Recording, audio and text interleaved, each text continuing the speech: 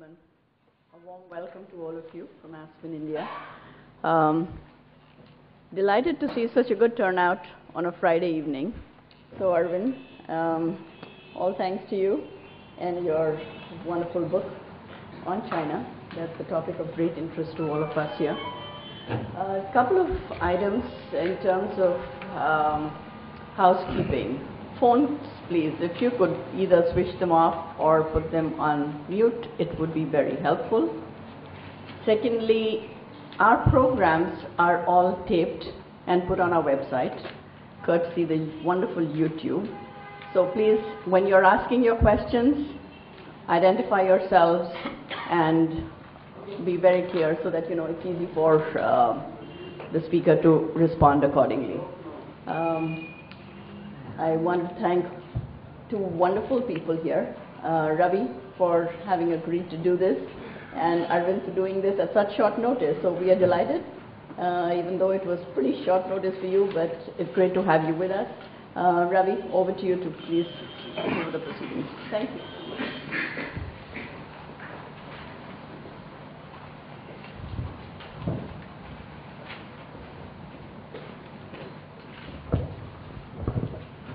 Good evening, ladies and gentlemen.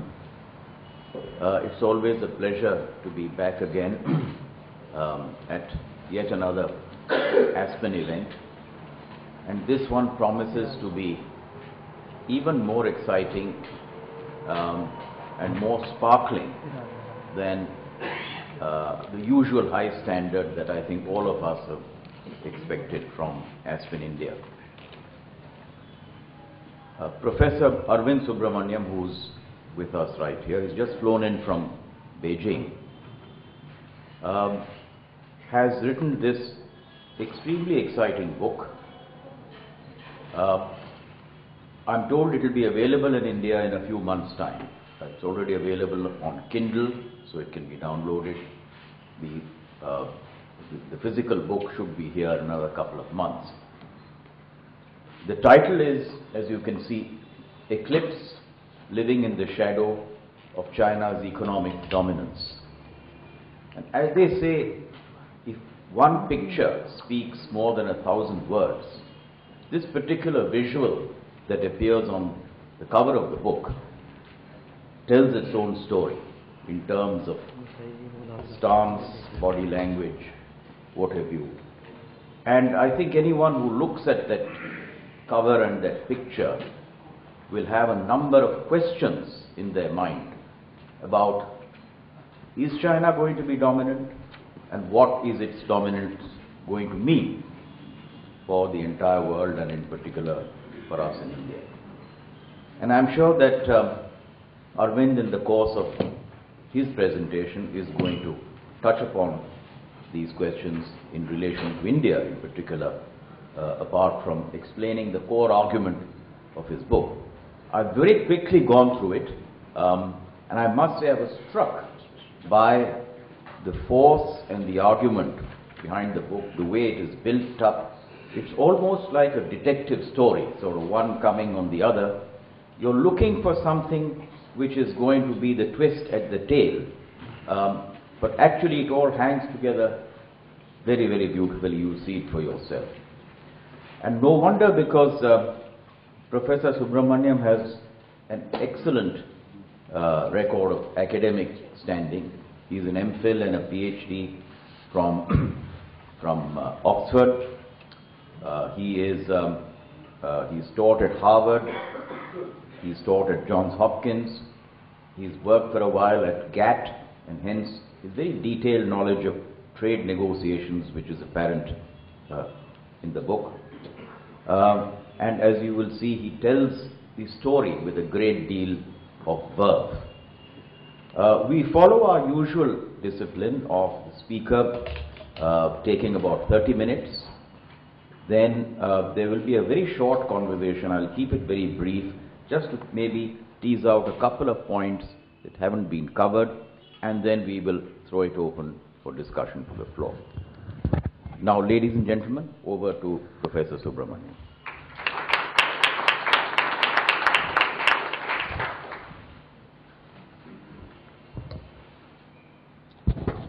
Good evening, everyone. And first, let me convey my thanks to Kiran for, having invited me and given me this forum to speak to Ravi and Kiran for the kind introduction.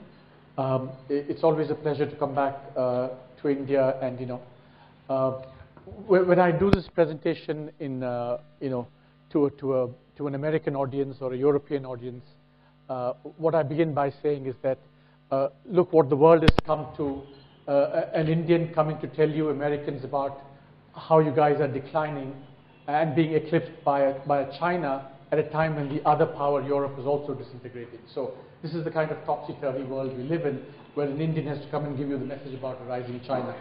But here I'm in front of an Indian audience, so maybe there's less kind of irony in this. Let me begin by saying that this cover, I'm hoping that the cover gets me more sales, even if the content is not going to be very good. And my wife is extremely unhappy with me for this cover. She's a big Obama fan, and she says, you've converted a gesture of hospitality into an image of subservience, and and that's not a very nice thing to do. But I want to, as Ravi said, I think this does capture the essential message of the book. So let me quickly tell you what the messages are in the book. So the book is divided into kind of two parts. One is the analytical kind of part with a bit of numbers thrown in, a bit of history.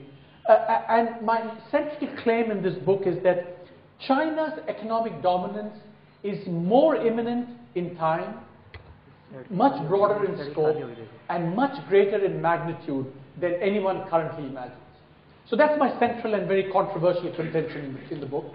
And one aspect of this dominance that I just en passant touch upon is the fact that I'm predicting that in the next 10 to 15 years, that the Chinese currency, the renminbi, will eclipse the dollar. The renminbi is not just going to become a reserve currency, but I'm projecting that it will become the international premier reserve currency, eclipsing the dollar.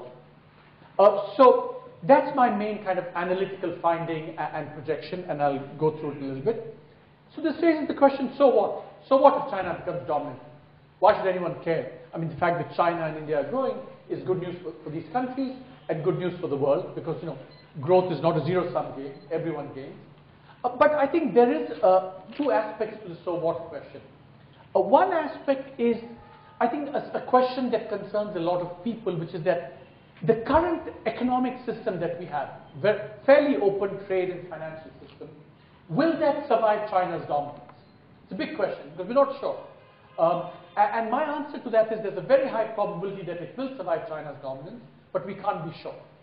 And so the world needs to take out some insurance against the possibility that China will act like not a very good, what I call an unbenign hegemon, using its economic hegemony in undesirable ways. And that insurance, I think, is multilateralism, that the world needs to get together and have a multilateral approach towards China. And I'm going to spell out what India can do to contribute to this kind of insurance of multilateralism.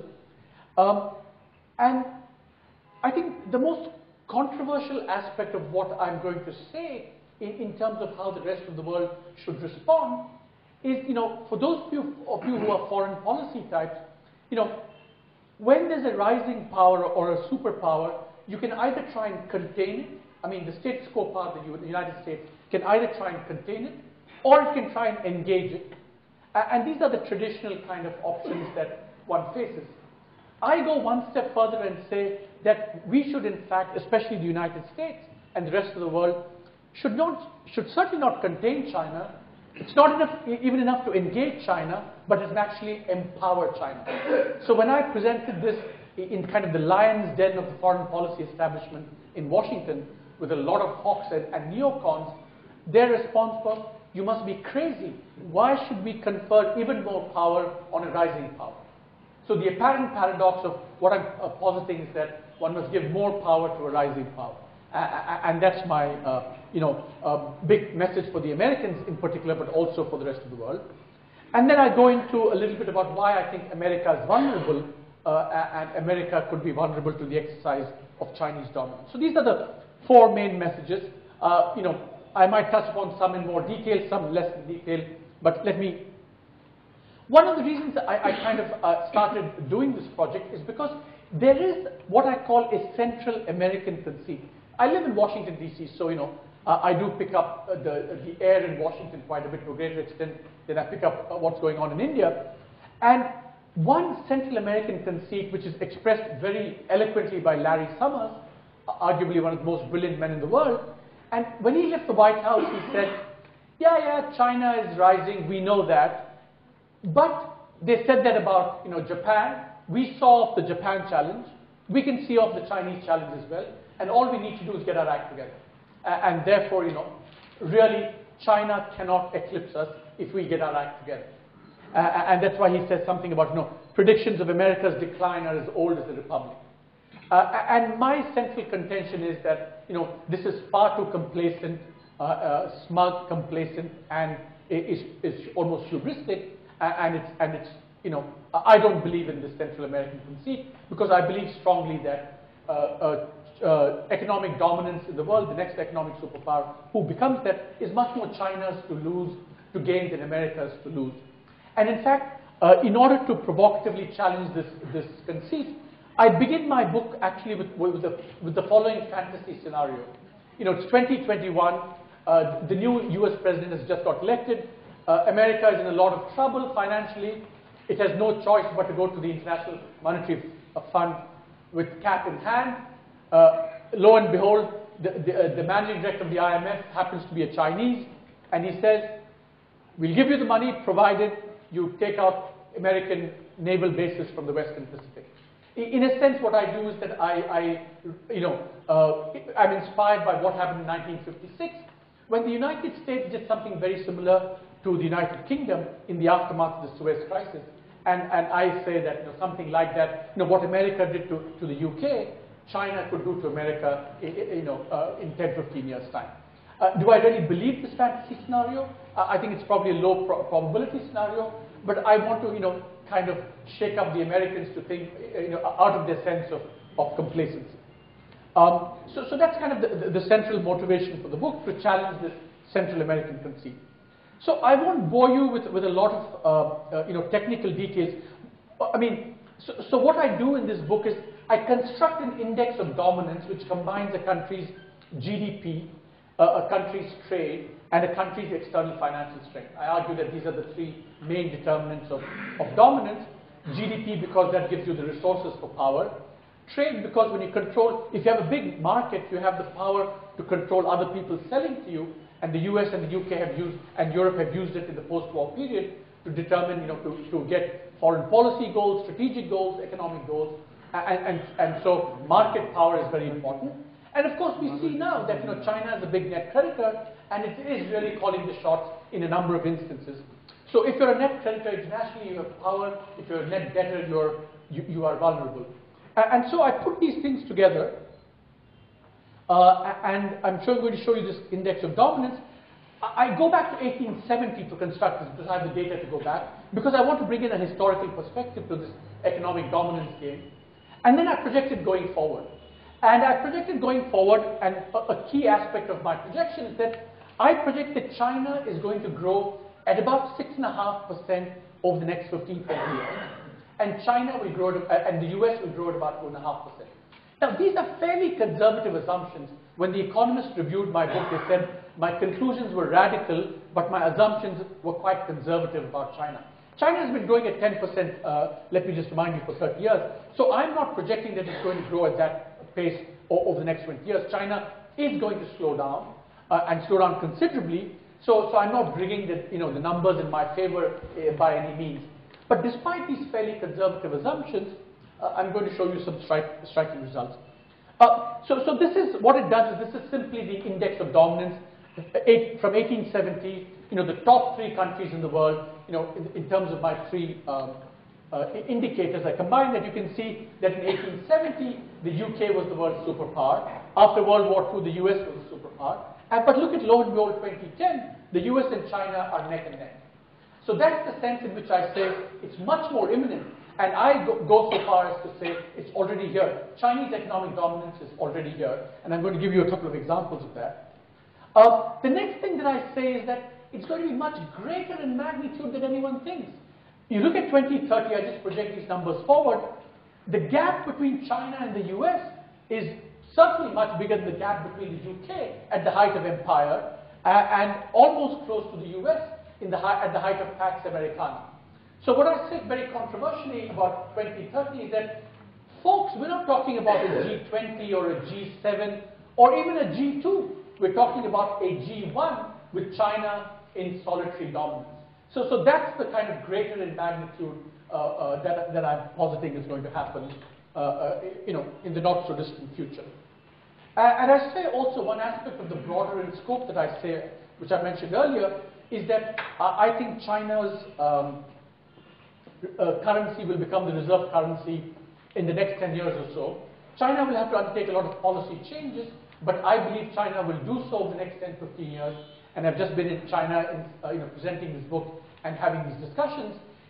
When I first made the argument that Chinese currency is going to be the premier currency in 10 years, some people thought I was nuts, making this prediction. In fact, Martin Wolf of the Financial Times, when he was the discussant at my book launch, he said, the Chinese are far too intelligent to do the things that Arvind thinks need to be done to make the Chinese a reserve currency. And then there are a whole bunch of guys on the other side who say, China is not intelligent enough to do all the changes that need to be done. So I'm somewhere in between the two extremes. But I think that, and we can go into that in the discussion as to why I think this will happen. Now, when I, make these statements about Chinese power and Chinese dominance, I kind of get pushback, in terms of what kind of superpower are we talking about.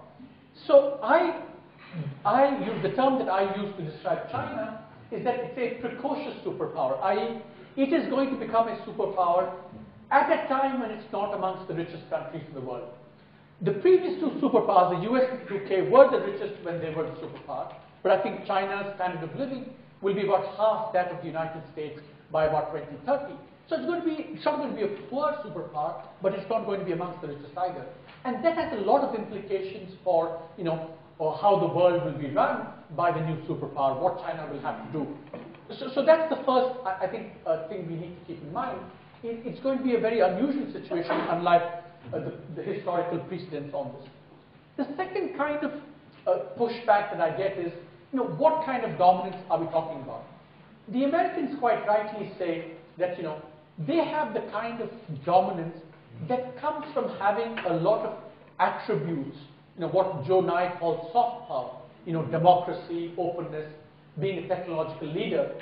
And these are aspects that confer dominance not because you can force others to do what you want, but because you can inspire others to get them to do what you want, but to get them to want what you want. And that's the famous Joe Nye line, soft power. China is not going to have these attributes over the next 15, 20 years. Whether the openness, the democracy, the pluralism, the technological leadership, no Bollywood either. So none of these attributes of soft power China will have. So that aspect of dominance will elude China over the next 15, 20 years. But what China will have, it will have the hard power, the cash, the markets, the resources to project power.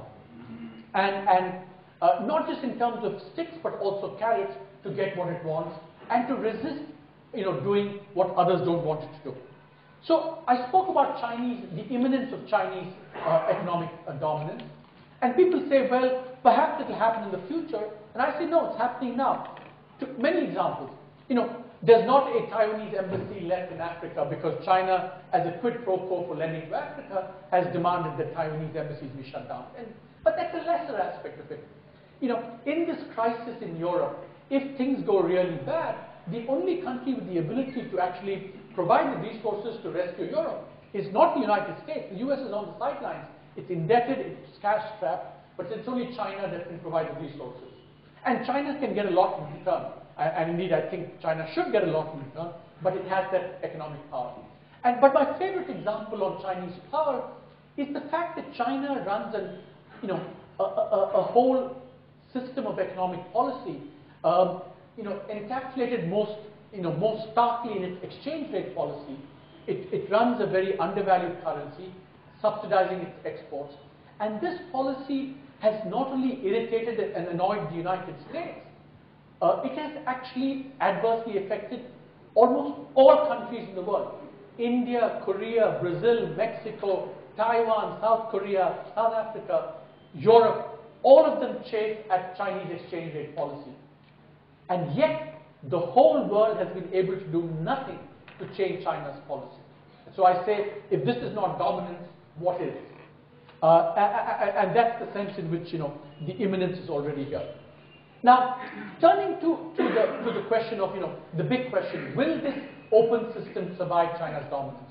Can we be sure that the United States after World War II actually created this fairly open system of open trade, open finance, the whole globalization of the world economy, which frankly has benefited a lot of countries, but ironically most of all China. So the question is, will China work to preserve this open system or undermine it? My answer to 80 to 90% probability is that China will preserve the system for one very simple reason, what I just said. China is still a poor country. It's got a long way to go to achieve the economic transformation. And that transformation relies on this open system because China has grown by trading a lot. It's been one of history's biggest traders, in a way that Chinese trading has been comparable to what the Great Britain traded at the height of empire. And unlike the United States actually doesn't trade very much. So my argument is that because China needs trade going forward, it is not going to mess up the system, because that would be like biting the hand that feeds it.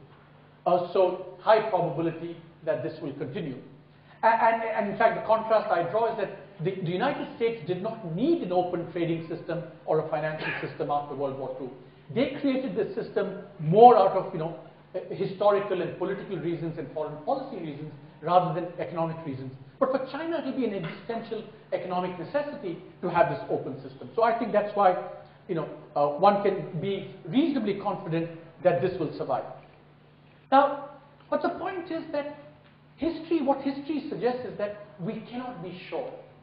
In 1910, one of the bestsellers in 1910 was this book by Norman Angell called The Great Illusion.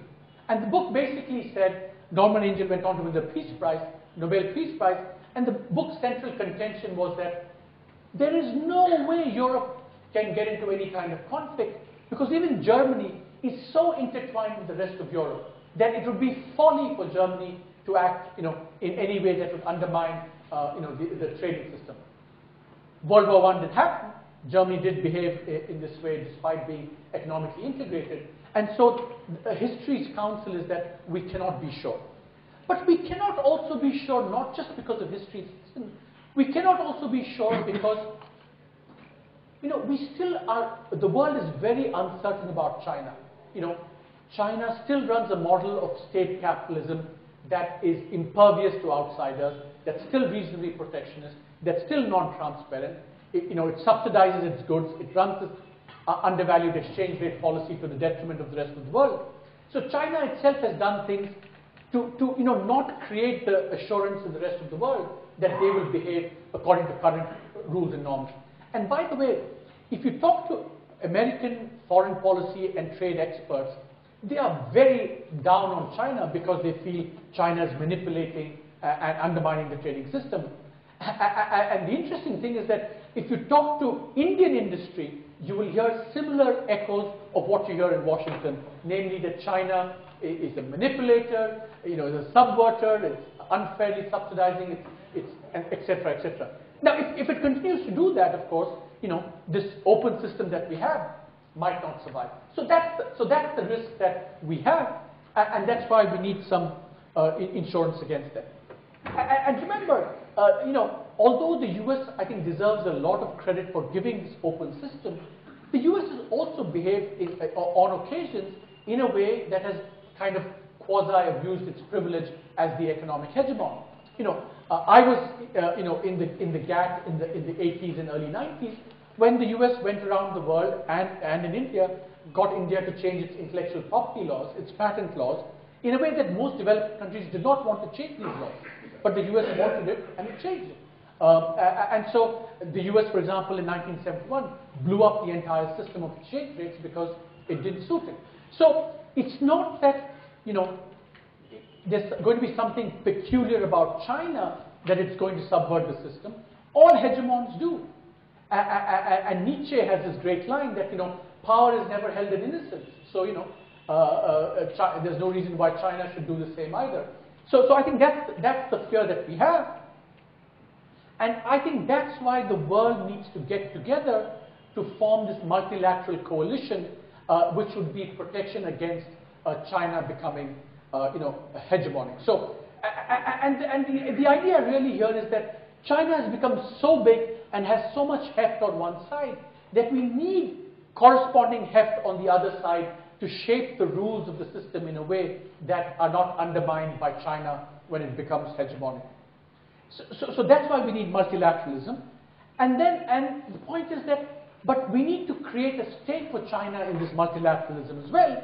And that's where my controversial thesis that, we need to strategically empower China rather than contain or engage China.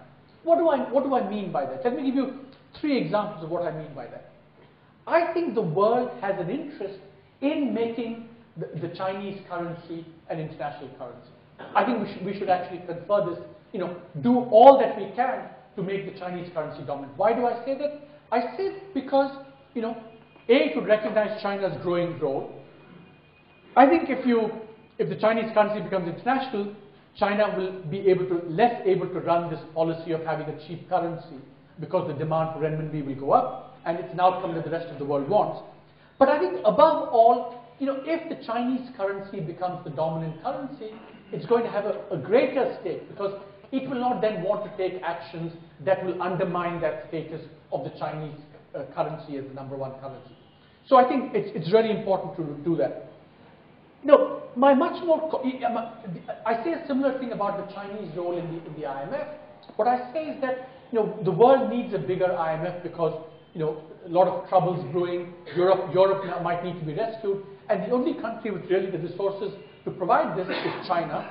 And I wrote a piece in the New York Times saying that if China were to give more money to the IMF, it should get veto power akin to the United States. And Europe, which has now become a debtor, should no longer have veto power, and China should have status equivalent to the United States. I mean, none of that is on the cards because what's happening now in terms of international institutions is that the US and the EU are very grudgingly willing to consider changes, but nothing close to the kind of radical changes that I think are necessary to give China the stake in the international institutions. And I actually feel that, even in terms of what China is doing in Africa, lots of people have concerns about what China is doing in Africa, and I think the world has an interest in getting China, even in lending to Africa, to doing it multilaterally through the World Bank, for example, than for China to doing it on its own. And I have similar examples on trade, and I think the one implication for India, I think, in all this is that I think India needs to be more and more part of this multilateral coalition that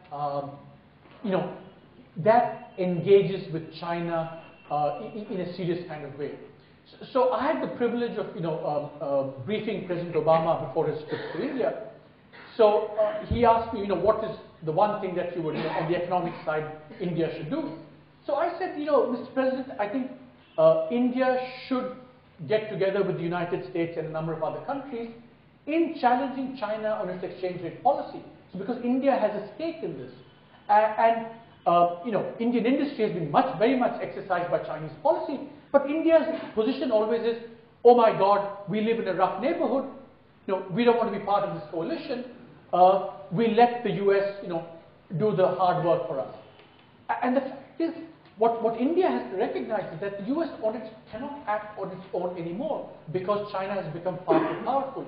So if we want outcomes that are in our interest, we need to be much more part of multilateral coalitions to kind of influence Chinese policy. And I think that's the big, lesson for India in all of this, which is that multilateralism is the way to kind of ensure that China doesn't behave, in a slightly abusive way of its economic hegemony. But we need to contribute to this multilateralism. We can't just sit on the sidelines and say, you guys sort it out for us. That's not going to happen anymore. That can't happen because, China is far too powerful. Now, I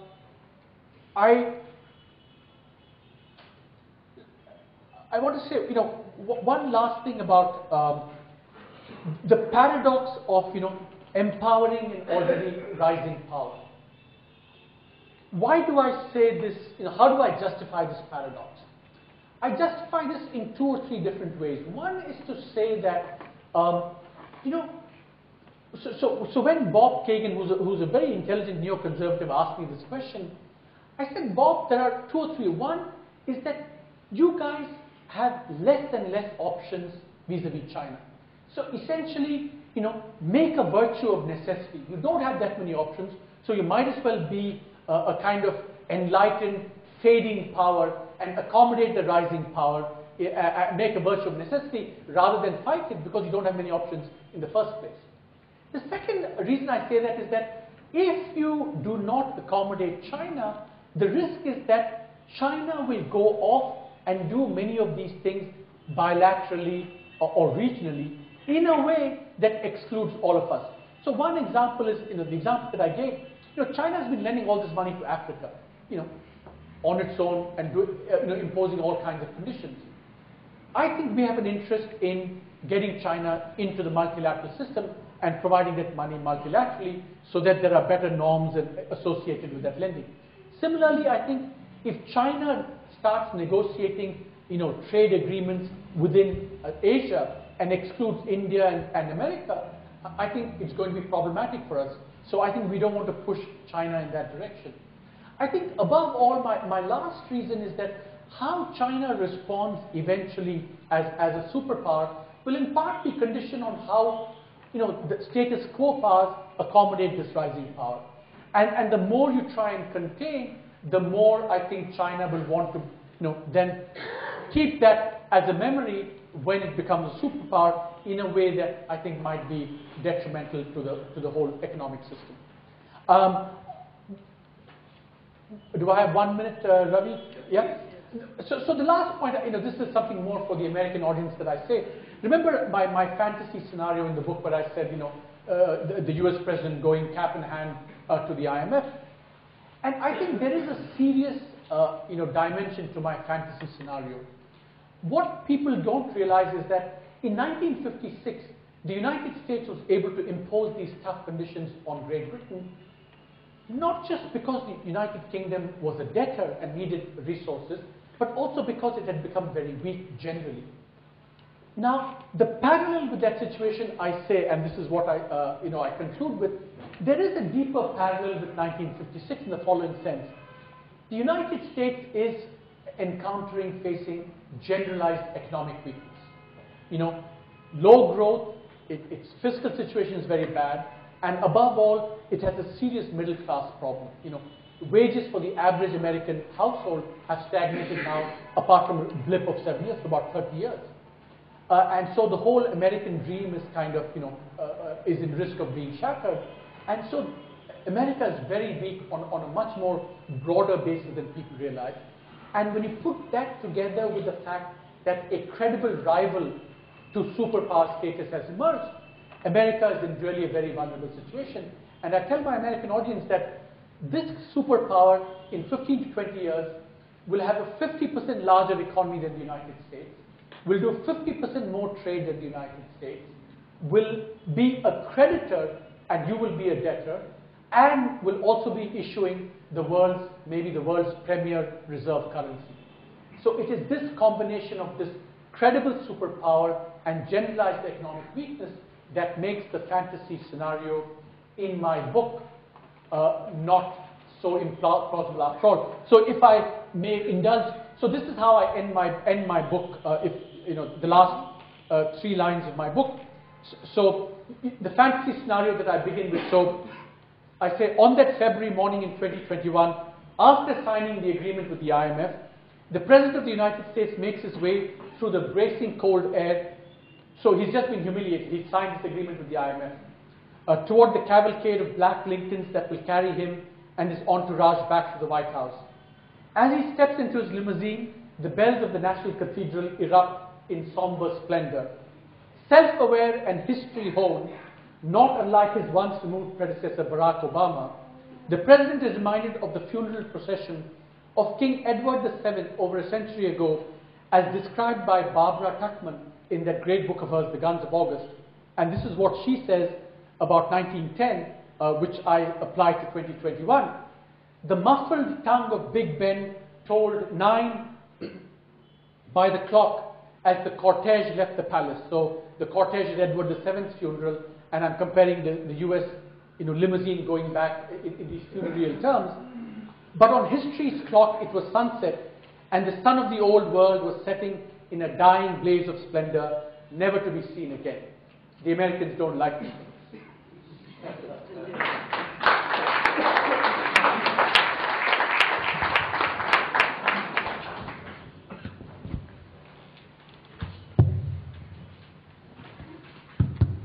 Thank you very much, Arvind.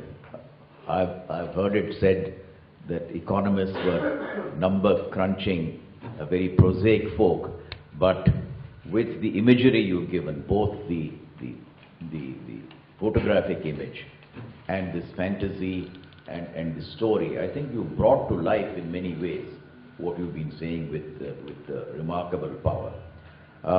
Now, I know a lot of questions are there amongst the audience, and I don't want to cut into that time, but I'll just kick off with one question, if I may. You explained a little bit about this very fascinating concept of strategic empowerment of China as against containment or engagement as what should be done. And therefore, in other words, you say let them have a stake in what is about to happen so that everybody will be happy. Now, my question is not so much on the economic terms, but in political economy, you might say, that the people then of the countries that will have to agree to this strategy, the people of the United States, the people of India, the people of the EU, and so on, those people will need to be convinced that this is a good thing. And from what they see so far, as you said, from the visible behavior of what China has done or not done, they only see the part of China that is rising. All the other things, whether it is India and her political border and other problems, whether it is other countries, they don't see too much give on the part of China there.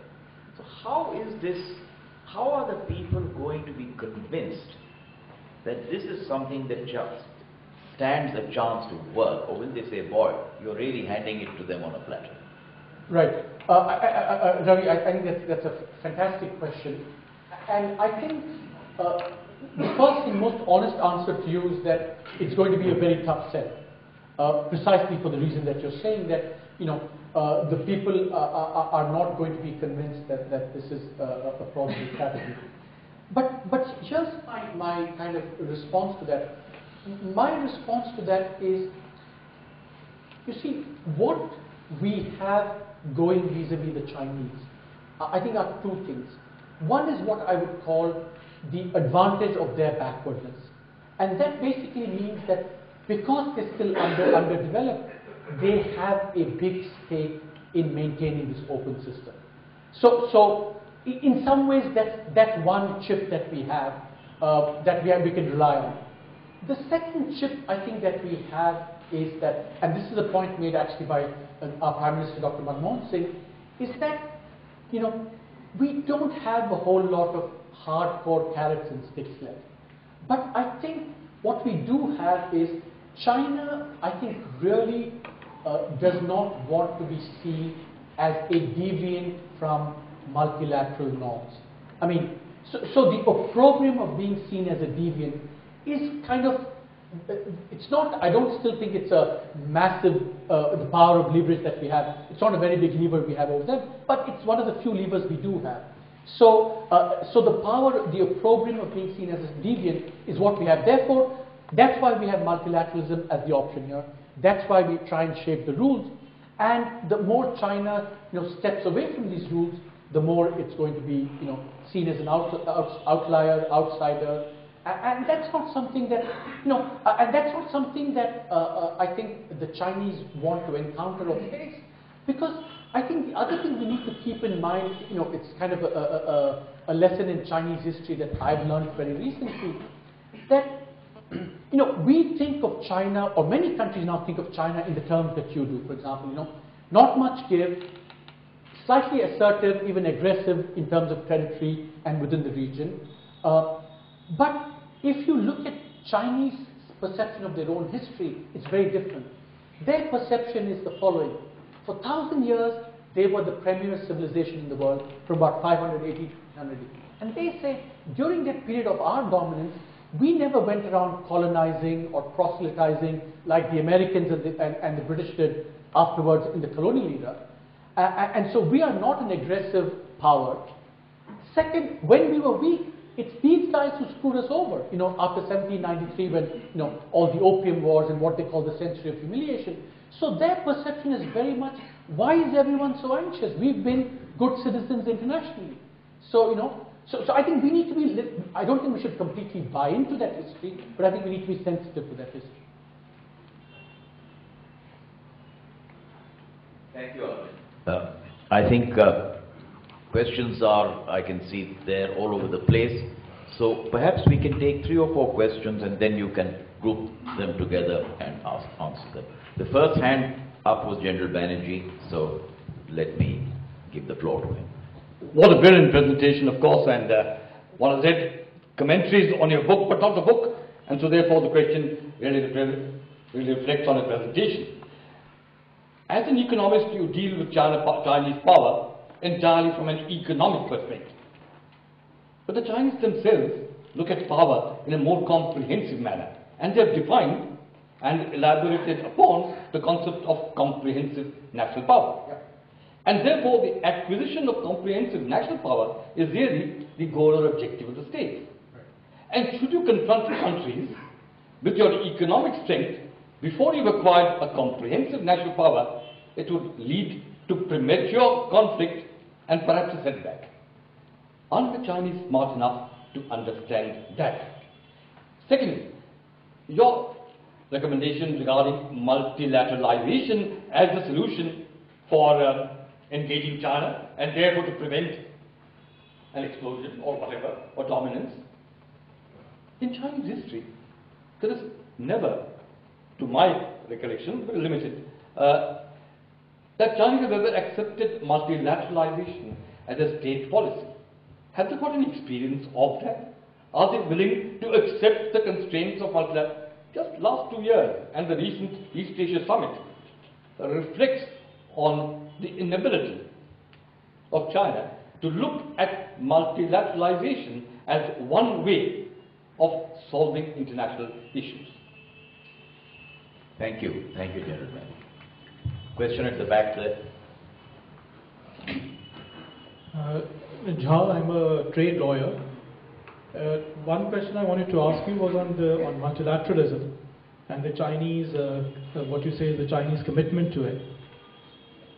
There are 2 recent examples which spring to mind. 3 actually. The first is in the accession to the WTO. As you know, various working groups of the WTO have reported consistently thereafter that China has not abided by its terms of accession and has not carried out about more than 2/3 of the reforms that it had committed to.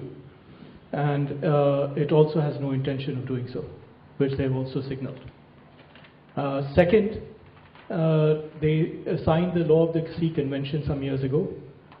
After signing this Law of the Sea Convention, they have based their claims on the South China Sea on a completely different position and have openly disregarded the international treaty that they signed. The third, when they were criticized by the United States recently for cheating that their mercantilism amounts to cheating on the rules. The reply apparently was, we had no say in framing the rules in the first place. We had to sign on to them to to enter the WTO, but we had no say in framing the rules. So that suggests a certain selectivity. They may approach the WTO with a certain selectivity in terms of multilateralism. I'd like your comments on those. Thank you. One more question here.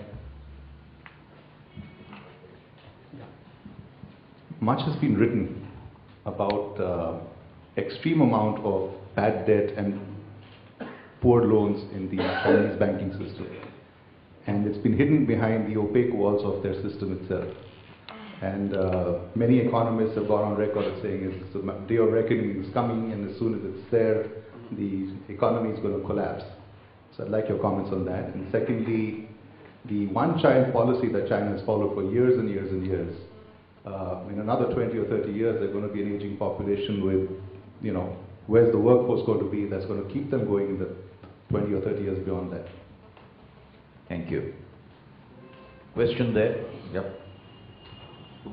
We'll make that the last in this round, then after Arvind has answered, carry on for another round. Hi, my name is Akshat. I'm a fellow of the Indian Leadership Institute. Just a question on the ethics of the value, how Chinese deal with it. I was recently in Africa on an Aspen seminar, and the Africans have a very, very clear thing. Africans love the Chinese.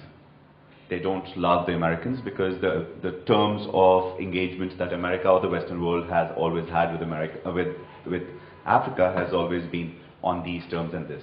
And the Chinese come with a very capitalist term saying, this is what I have to offer, do we have a deal or not? And the deals are Africa's to impose. And the second part of this question, which leads up to this, is China has no moral compass. Right? So they're very, very clear about the fact that the moral compass that they say that China is lacking is a moral compass defined by the Western world or by Christianity by itself. It is not a Chinese compass to go ahead and define. It says, we are wrong by your compass, but we are fine by our compass. Right? So my comment to you is, this entire framework we've put around the economy, does China even believe all of this? Or are we saying, look, we're talking in English and they're talking in Mandarin? And they're like, you guys are so irrelevant to us right now. So do they even care, is probably this, and in light of the big question. Well, those are four great questions. Yeah, absolutely. Wonderful questions. And let me start with the easy. I mean, they're all very good questions. I don't mean to belittle any of them. First, the economics question, right? The banking system and the one-child policy. I think because there are fragilities in the Chinese system, I think there are short-run fragilities in terms of the bad loans that you mentioned, and the medium-term fragility of which the aging is a big one. That's why my projection for China incorporates a considerable slowing down from 10 to about 6.5. It's a huge slowing down because of that. The one thing I would say about the banking system and the possible collapse is that I think if someone were to ask me what is the probability of some major financial event, as in a negative event in China over the next 3 years, I would say it's very high probability. But I think the important question there is not so much whether there will be a crash like that, but whether China has the resilience to recover from that.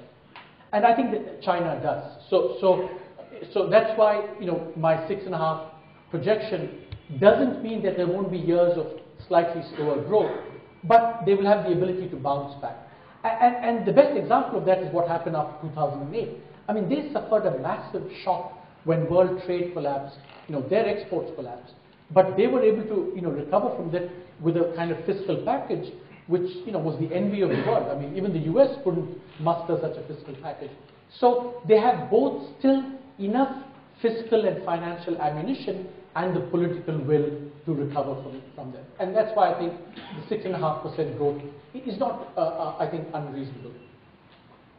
Now, a set of related questions about, the commitment to multilateralism and the question that you asked. I think, if you look on the trade side, I think it's a slightly mixed bag. in terms of their commitment to multilateralism. On the one hand, remember that the Chinese accession to the WTO was on extremely onerous terms compared to any other developing country, ever. So it's one of the ironies, and indeed puzzles, how come, the US and others, got China to do under the WTO that India has never done and will never do for the next 25 years. China really liberalized under the WTO a hell of a lot. Now, therefore, because they did so much, they actually clawed back some of that. And that's how I interpret their remark about, we were not there to frame the rules. So they viewed the accession process as very one-sided, and so they thought it legitimate to claw it back. In fact, in my book, one of the things that I say, which people don't recognize enough, is that the way they did that is actually by their exchange rate policy. They liberalized a lot on the trade side, but clawed it back by maintaining this undervalued policy. And I call that the Penelope effect. That in the Greek Odyssey, Penelope, the wife, to stave off her suitors, she knits by day and unravels by night. So the Chinese, knit by acceding to the WTO, but they unraveled by, partially taking it back to the chain. So the Chinese commitment to multilateralism is neither non-existent nor perfect. It's somewhere in between. And I think that's what I think we're going to see going forward. And so one has to be a little bit, nuanced about that. Now, which leads me to the set of questions about comprehensive national power and and related issues. Now, when I say China is going to be a precocious superpower, i.e., that it's going to have all these trappings of power, even though it's not the richest in the world, I think that has some very important implications, some of which you kind of hinted at.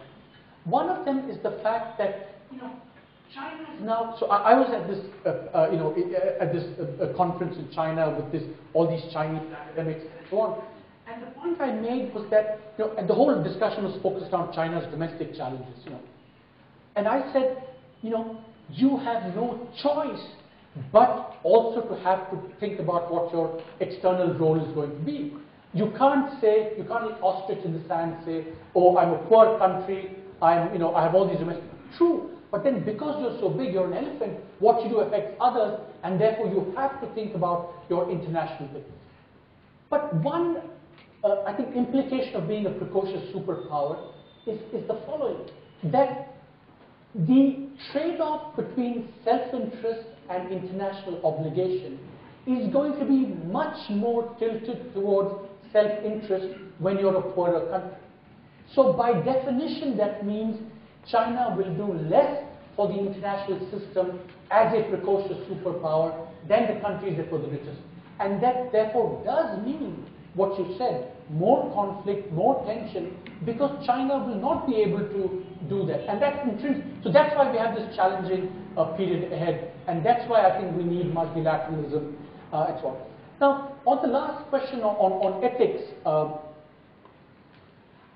I would be careful about things about whether countries have moral compasses or not.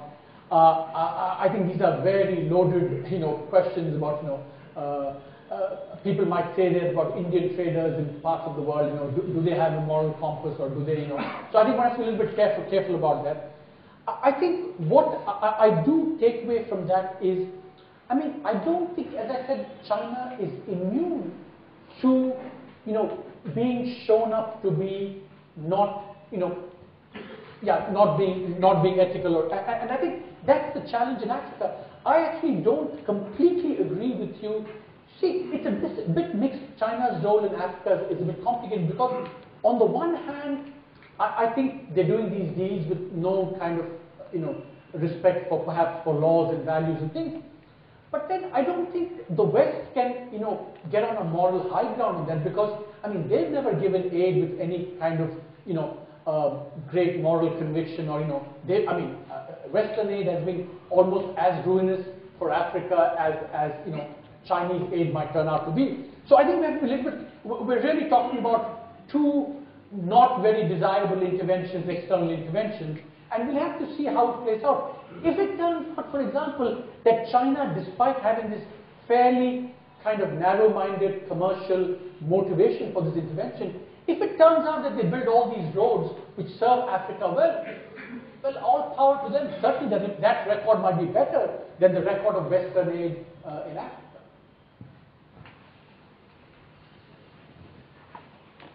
Right, let's take the next series. Yes, question there. Yes, I have a basic question. You have stressed quite a lot on undervaluation of renminbi and yuan. Even according to some analysts, it is undervalued by say 15%, some say it is undervalued by 25%. But even otherwise, even if you take that thing not into consideration, the labor in China is very cheap, and it is 10% of what is offered in America. And the capital in China is also quite, competitive and very cheap, and is much more efficient, and with Taiwan in its neighborhood.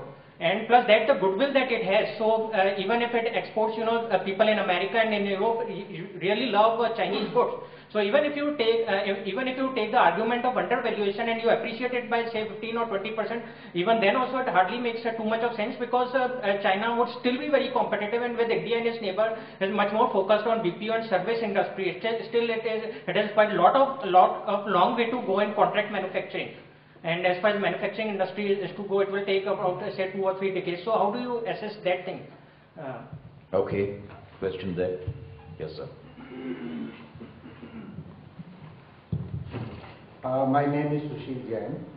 I have 2 questions for you. In India, we talk of inclusive development. Do they talk about it in China also? And if so, how do we compare how well we are doing and how we? My second question to you is, you mentioned that maybe in 2020, the per capita income in China will still be half of what is in US. Will the aspirations of the Chinese people, will it not increase? And don't you expect that there may be some upheaval there, some type of revolution, which may bring down China? Yes, sir.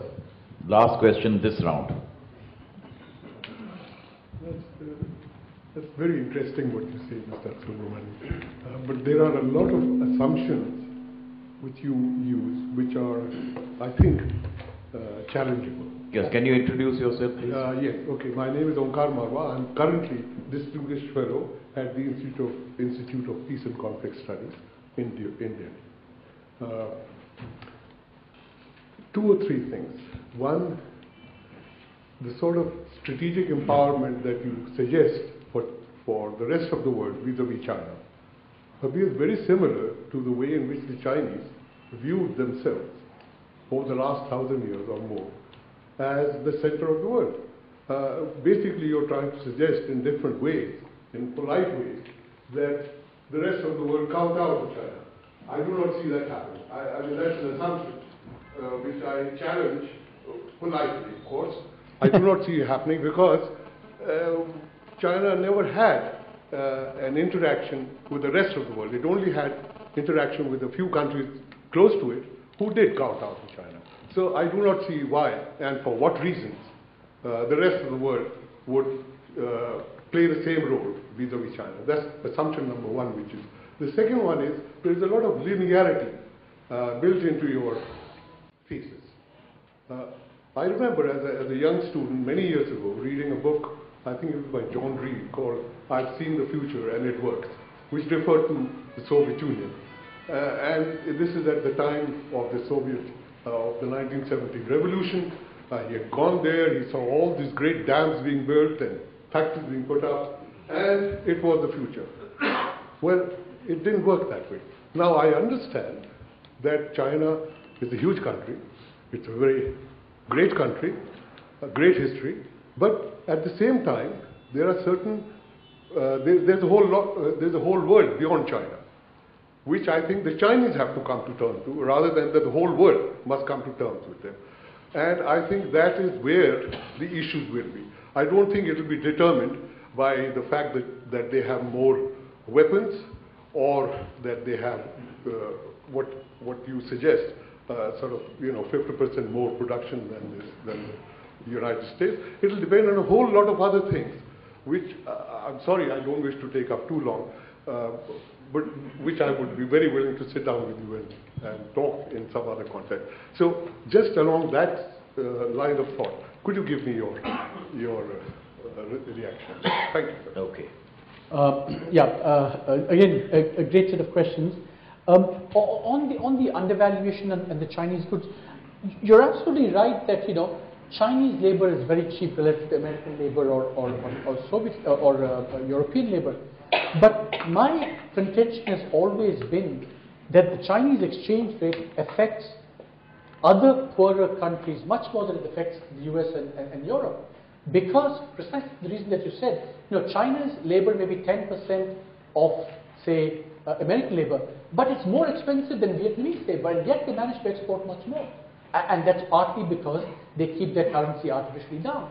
So I'm much more concerned about the effects of those on all the other developing countries who compete with China than with the US and EU.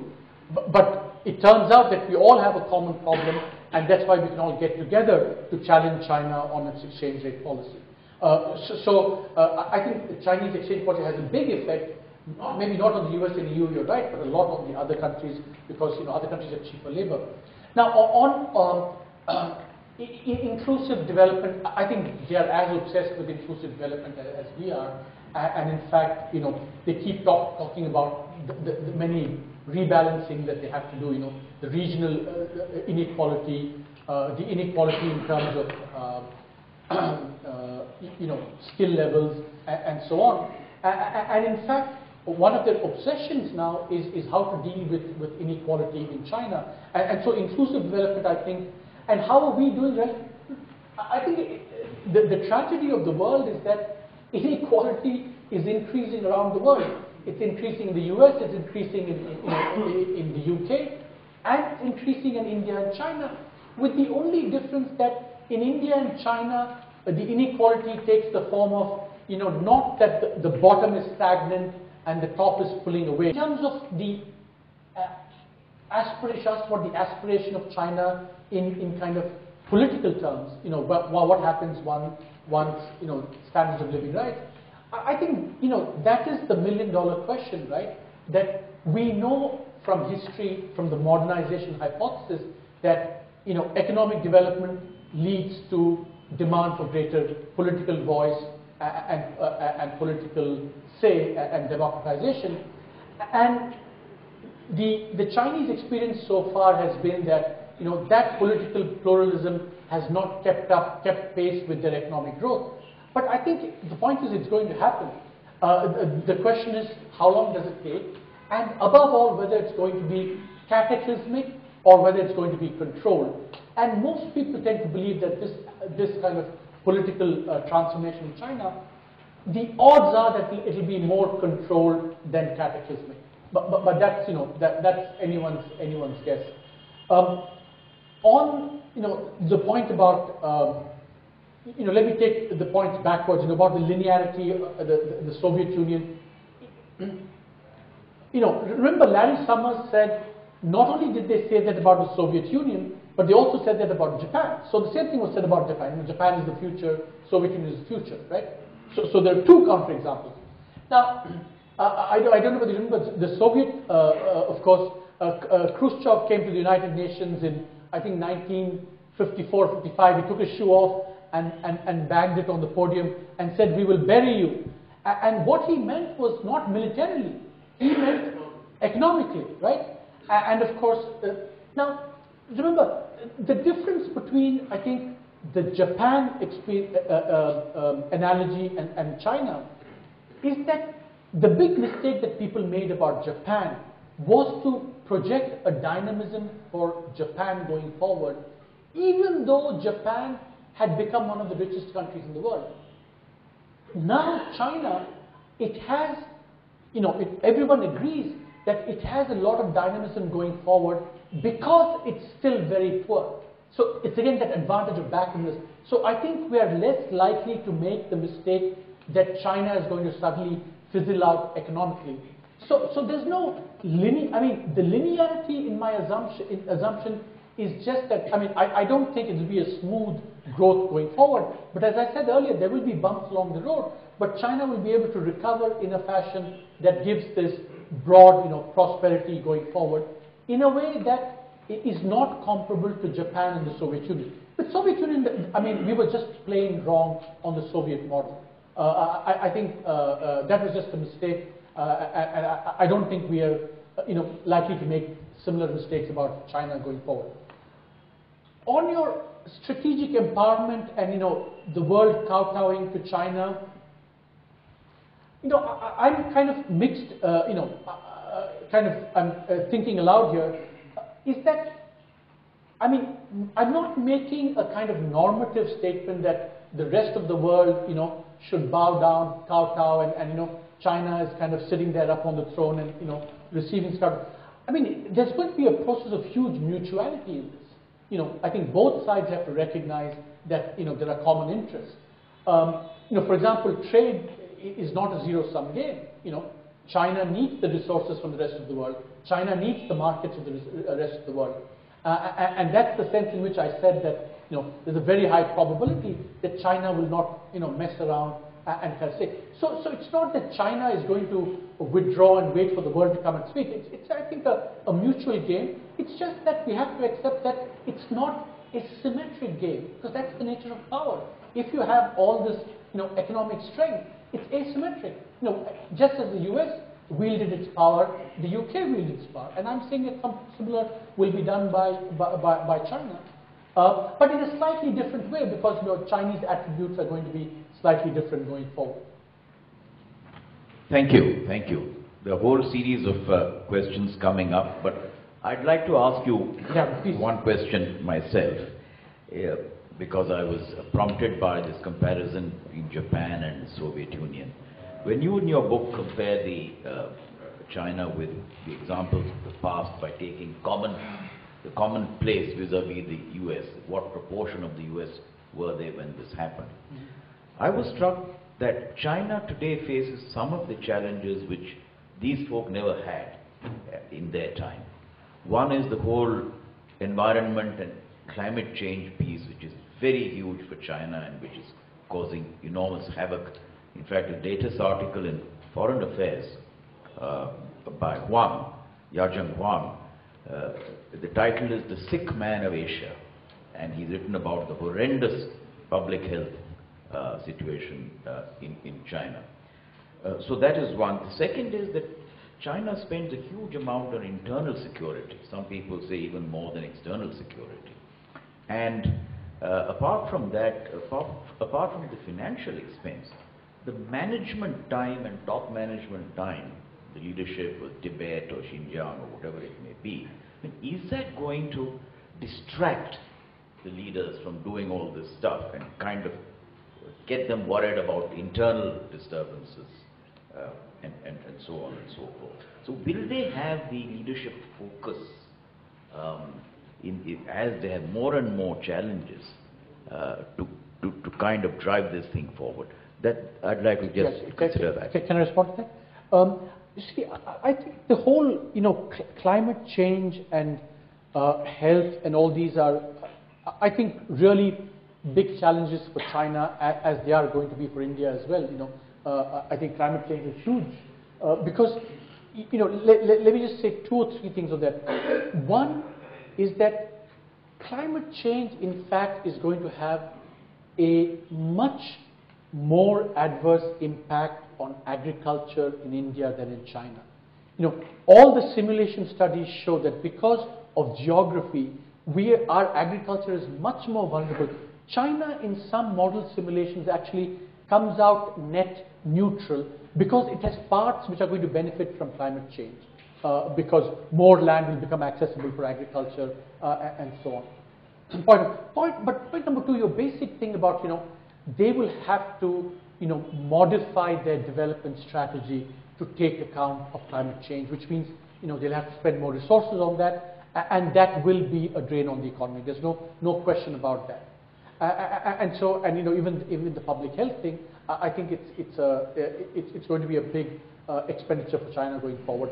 And that's why I think that's also consistent with my, lowering the growth rates for China going forward because of all these things that they have to do. But the irony in all this is the following, and many of you know this better than I do, that climate change, in fact, from my power point of view, actually confers even more power on China than otherwise.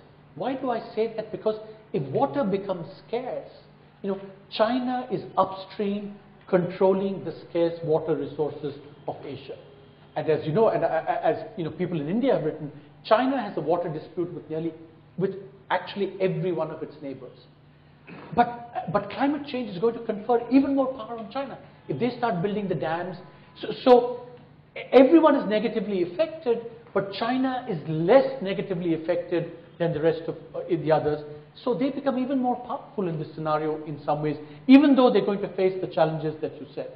Now, on the internal security side, I think a lot is related. I think the role of the military going forward. I think this is a big, joker in the pack that I certainly don't know enough about, but people talk a lot about. I think there is one view that actually power in China is actually becoming much more dispersed, but that the kind of resulting quasi-vacuum that's being created is actually being filled by the military, and so they're becoming much more powerful. In fact, if you remember that famous incident when Hu Jintao, I think when the American president, the plane, and what people say is that was a ploy on the part of the army not to signal to President Obama that they were powerful, but to signal to Hu Jintao as to who was more powerful.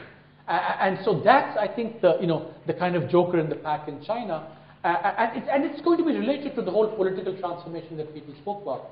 That, if there's political transformation, does the Chinese military, what role they're going to play in kind of clamping down and so on. But I think those are, as I said, these are kind of issues that are above my pay grade, certainly, Thank you.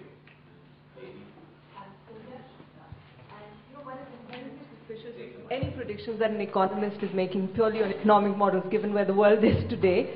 But more seriously, you are talking about multilateralism as the way to engage China, to empower China. But when we do that, isn't there a risk, given the past experience with China, that we could actually be turning China more protectionist rather than more open? Why would that be? Because of this whole business of feeling victimized, of feeling that they were being pushed to a corner by everybody ganging up on them. I see, okay. Yeah.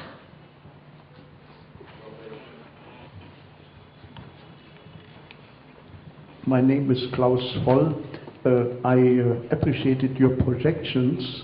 Does the EU still play a role in your calculations? Because till now we have a far higher gross domestic product than China. And I heard from Indian experts that India might overtake China in 2050. I don't know if this is realistic. Shouldn't you advocate to look long-term in the next 4 decades and focus on India? And second, although you said it's not your area, Sumit Ganguly recently spoke of the rising China as becoming hegemon, and he strongly advocated that it couldn't be ruled out that they will challenge, potentially even militarily, the next competitive power in Asia. He didn't see Japan, he sees India, and that this might steer towards a potential military conflict. Former Foreign Secretary Rasgotra said India, or there are people in India who think one should accommodate and go into a kind of alliance with China. Could you comment on that? Okay, last 2 questions. Gentleman here, gentleman to the back. I'm S.K. Pachori. I'm from the Amity University. I have 2 questions. One is that there is a kind of a trust deficit as far as China goes. Whenever you talk of China, whether it's internationally or as an Indian, there's a trust deficit.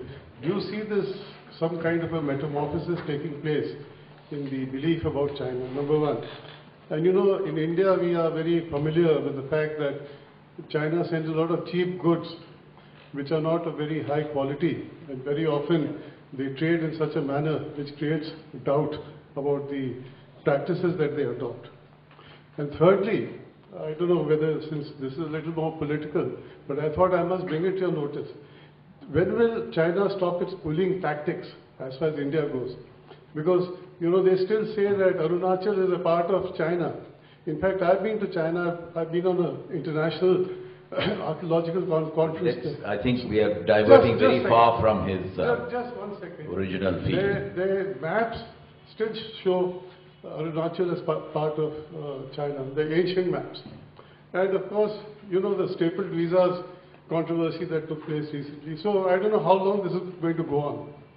So, at the back. I think with you we'll make that the last after that one. Hello, I'm Anshuman Sood. I'm a corporate lawyer. Well, I'm taking cue from a friend in the front. There was a Silk Route, and then there was at Nehru's time Hindi Chini Bhai Bhai. So, well, if India and China merge hands, and the age of mergers and all, so we may become the mother of all superpowers, and neighbors can join hands in like overnight. So that's. I would like to know by sometime in near future if this is possible. Thank you. Last question. Is it possible ever for a country to be the sole superpower as you project without having a technological asymmetry? You have a situation as we see it, in foreseeable future, at least 10, 15 or 20 years, China would not be the #1 technological knowledge power of the world. It would probably not even be the #2 or 3 knowledge power of the world. When US has been the leader, 2, 3, 4, 5, they have all been their allies. It has also not had any major challenge in its immediate neighborhood. Now China faces both. We don't see it becoming the technological or knowledge power of the world in next 15 years in first 2, 3. It has a troubled neighborhood, and there is no sign of that troubled neighborhood for China becoming a friendly neighborhood. Neither would Japan concede a position given their historical rivalry, nor would the Indians concede. And South China Sea, we don't see the Chinese conceding and the problem remaining. So with these challenges, how do you see, because when Britain was, it fought with other Europeans, it was clear-cut knowledge power, technological power with raw material access by virtue of colonies. None of those conditions in case of China. Thank you. Okay, again, excellent questions. Let me start with starting the order that they were asked. On the is multilateralism ganging up? I think there are two ways of looking at it. The one way is to say, suppose you do it bilaterally vis-a-vis China, and you have no bargaining power there. You have no chips, so you can forget about that game, right? So the only thing you have is more heft on the other side. And whether that heft is perceived as containment or as an attempt at shaping rules commonly will be very much depend on how you do that multilateralism. So, but I certainly think that is superior to doing it ongoing. The US has tried it on its own; it's not going to work. I don't think that's going to work. And number of countries have done that. So on the two questions of Europe and India's potential. At this time as we speak, it's difficult to think of Europe, being a real contender for, the kind of superpower stakes, the way things are headed now. And I frankly don't think that that's going to, it's high probability, but maybe Europe can surprise us. But I doubt. I think the challenges are going to be great. So one question I keep getting asked whenever I do this is, why don't you, talk about India as a superpower. And maybe 2050, the projection to 2050 and so on. And, again, I'd like your views on this. I think the numbers first just don't compare. I mean, it's going to take a long time for us to catch up. I mean, I'm not saying that. I think it's highly probable that over the next 10, 15 years, our growth rate is going to be greater than China's. I have actually no doubt on that. It's going to happen because China is going to age and the problems that everyone mentioned. But, the numbers are just, to catch up, we require many, many years. But I think that's a kind of mechanical point. I think the deeper point I feel about India is that we do not have that essential DNA for projecting power internationally, which is that we're very fragmented and dispersed. We've always been, China has had a history of continuity and centralization that we've never had.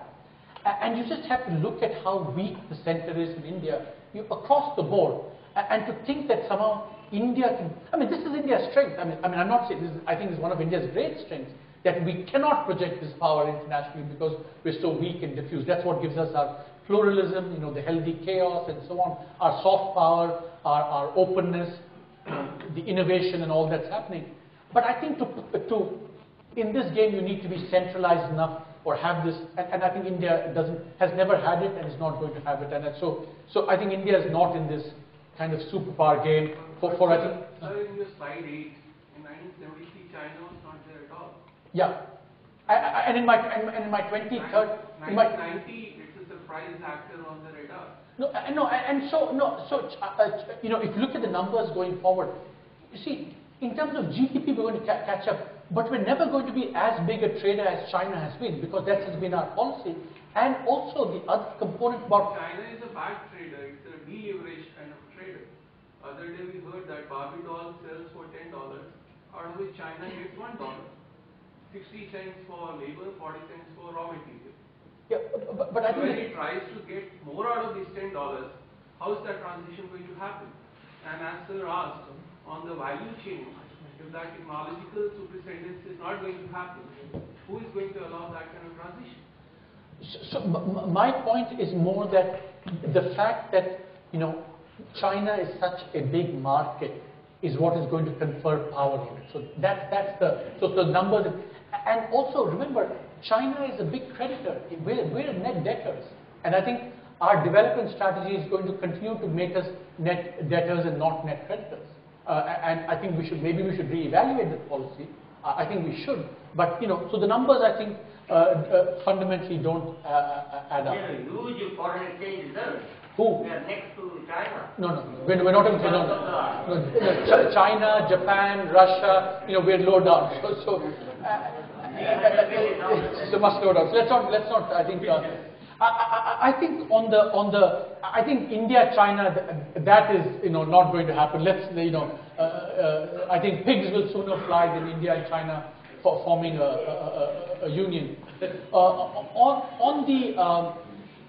I think on the trust deficit, I think there's no question that there is a trust deficit, and I think that's going to continue. And on the trust deficit, I think there's no question that there is a trust deficit.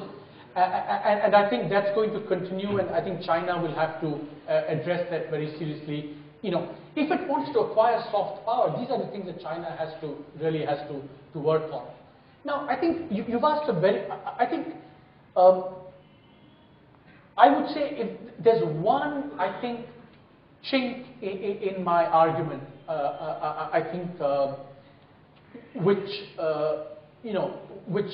histories, I think, which make my historical comparisons a little bit, I think I have to qualify that, is the point that you made at the end, which is that I don't think the fact that China may not have technological leadership, I think is less important because it will continue to grow without being a technological leader. It won't have the soft power that comes from being a technological leader. And I can see that, and I think that's true. But I think that's not. I think the biggest challenge for China, I think, on this projection of power, and where the historical analogy you're absolutely right breaks down, is that the UK and the US did not live in such troubled neighborhoods. And I think that's a really good point. and that's the one qualification. China, can it project power not having the soft power and having a troubled neighborhood? I think that's a fantastic question, and I think I have to be honest to say that that's something that one has to think much more seriously about, and that might qualify the argument that I make. And those are the things that China will have to work on if it has to become dominant, not just in a hard power sense, but also in a soft power sense. It's working. It's working on that. Before Frankfurt Book Fair, 200 books are translated from the fair itself. 200 Chinese books are translated to be presented at the Frankfurt Book Fair. Let me end on this. So I was presented my thing at the Chinese Academy of Social Sciences yesterday. In fact, I presented this, and they had a copy of my PDF version of my book. And I said, how did you get this? So they said, we downloaded it off your website. But I said my publisher said very explicitly that this is a non-downloadable PDF. How did you manage to download it? They'll have to work on that one too. Thank you very much, Arvind. I know that there are a lot of people who would like to ask more questions, but we've come to the end of our time. It's been a fascinating hour and a half, and I must thank Arvind not only for his brilliant presentation, but with the conciseness and the concentration with which he answered all the questions, which did not confine themselves to the book, but ranged all beyond all kinds of areas and discipline. And I think you were extremely good to field and take all those questions and deal with them. We will, I'm sure once the book comes out, we will be able to read it more carefully. I'm sure on your website you have a column where people can contact you and kind of interact with you on that. I think there is a good suggestion for a follow-up book on this, on the note that you left it at the end, about going into the other dimensions of power, and maybe you can start kind of working on that. And that book hopefully should be, this time maybe our IT blokes can download it faster than the Chinese. Arvind, thank you very much indeed. It's been a great pleasure.